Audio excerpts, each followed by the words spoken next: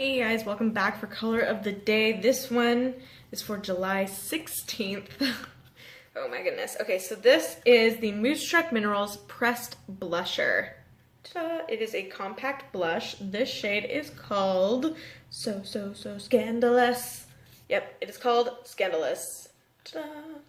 And again, I'm not gonna put any on my face, but I will put it on my hand so you can see what it looks like. See if I can actually get some on my brush first.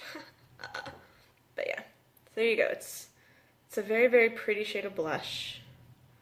Ta-da! So there you go. So if you are interested in your very own compact blusher, ta-da, simply use the website in the description below. Once on the website, go to shop, select face, and scroll on down to Moodstruck Minerals Pressed Blusher. Ta-da! Alright, you guys, thanks for hanging out with me. Mwah! I will see you guys later, or, you know, in a few, after I get done recording the next one. Who knows?